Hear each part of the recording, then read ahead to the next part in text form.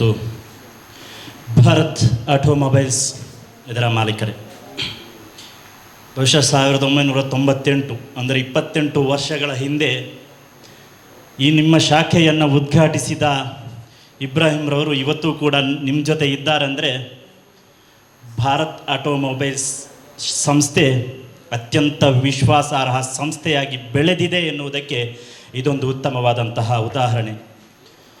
Automobiles ಎನ್ನುವುದು rickshaw ಚಾಲಕರಿಗೆ, ಯಾವುದೇ ವಾಹನ ಚಾಲಕರಿಗೂ ಕೂಡ ಅತ್ಯಂತ ಅವಶ್ಯಕತೆಯ ಒಂದು ಕೇಂದ್ರವಾಗಿರ್ತದೆ.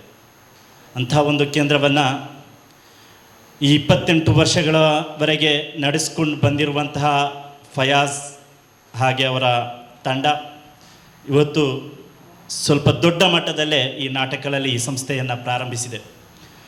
ಬಹುಶಃ ಅವರಿಗಿಂತಲೂ ಜಾಸ್ತಿ ಖುಷಿ ಪಡಬೇಕಾದವರು ರಿಕ್ಷಾ ಚಾಲಕರು. ಯಾಕಂದರೆ ರಿಕ್ಷಾ ಚಾಲಕರ ಆಕ್ಸರೀಸ್ ಮಾತ್ರ ಅವರು ಇಟ್ಟಿದ್ದಾರೆ ಅಂತ ತೋರ್ತದೆ, ಬೇರೆ ಕಾರ್ ಅದು ಇದನ್ನು ಇಟ್ಟಿಲ್ಲ ಅಂತ ಕಾಣ್ತದೆ.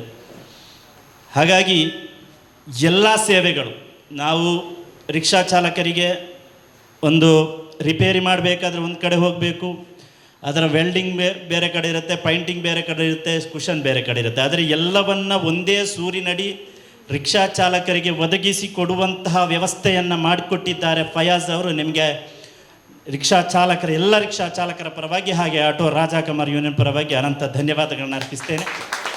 ರಿಕ್ಷಾ ಚಾಲಕರು ಕೂಡ ಈ ಫಯಾಜ್ ರವರ ಜೊತೆಗೆ ನಿಂತು ಅವರಿಗೆ ಸಹಕರಿಸಬೇಕು, ಅವರ ಜೊತೆ ನೀವು ಕೂಡ ಬೆಳೀಬೇಕು.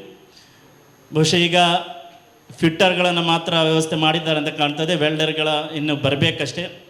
ಎಲ್ಲವನ್ನ ಒಂದೇ ಸೂರಿನಡಿ ತರ್ತಾ ಇದ್ದಾರೆ, ಅತ್ಯಂತ ಅನುಕರಣೀಯ ಕೂಡ. ಹಾಗೆ ನಿಮ್ಮಲ್ಲಿ ಒಂದು ವಿನಂತಿ ಕೂಡ ಇದೆ, ಇನ್ನು ಒಂದು ಬಾಕಿ ಇದೆ, ನೀವು ಚಾರ್ಜಿಂಗ್ ಪಾಯಿಂಟನ್ನು ಕೂಡ ಇಲ್ಲಿ ಮಾಡಬೇಕು. ಯಾಕಂದರೆ ಈ ಇಡೀ ವ್ಯಾಪ್ತಿಯಲ್ಲಿ ನೀವು ತೊಕ್ಕೋಟುವರೆಗೆ ಅಲ್ಲ, ಕಲ್ಲಾಪು ಕೊನೆಯ ಚಾರ್ಜಿಂಗ್ ಪಾಯಿಂಟ್ ಇರೋದು, ಈ ಕಡೆ ಎಲ್ಲೂ ಇಲ್ಲ, ಮುಡಿಪುವರೆಗೂ ಚಾರ್ಜಿಂಗ್ ಪಾಯಿಂಟ್ ಇಲ್ಲ. ನಿಮ್ಮ ಚಾರ್ಜಿಂಗ್ ಪಾಯಿಂಟಿಂದ ನೀವು ಎಷ್ಟು ಲಾಭವೋ ಲಾಸ್ ಅಂತ ಅದನ್ನು ಕ್ಯಾಲ್ಕುಲೇಷನ್ ಮಾಡಬೇಕಾಗಿಲ್ಲ. ಯಾಕಂದರೆ ಯಾರು ನಮ್ಮ ಗ್ರೂಪಲ್ಲಿ ಕೇಳ್ತಾರೆ ಚಾರ್ಜಿಂಗ್ ಪಾಯಿಂಟ್ ಎಲ್ಲಿದೆ ಅಂತ, ನಾವು ತೋರಿಸ್ಕೊಡ್ತೀವಿ ನಾಟಕಲ್ಲಲ್ಲಿದೆ ಅಂತ. ಅವ ಬಂದು ಚಾರ್ಜಿಂಗ್ ಇಟ್ಟು ಬೇರೆಯೂ ಯೋಚಿಸ್ತಾನೆ, ಇಲ್ಲಿ ಎಲ್ಲ ಕೆಲಸಗಳಾಗ್ತವೆ, ನಾವು ನಾಳೆಯಿಂದ ಇದೇ ಕೆಲಸ ಇದ್ದರೆ ಇಲ್ಲಿಗೆ ಬರೋಣ ಅಂತ ಯೋಚಿಸ್ತಾರೆ.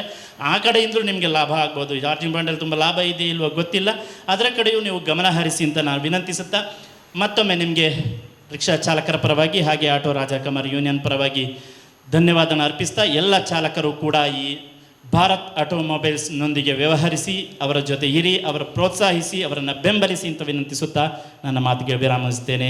ಧನ್ಯವಾದ.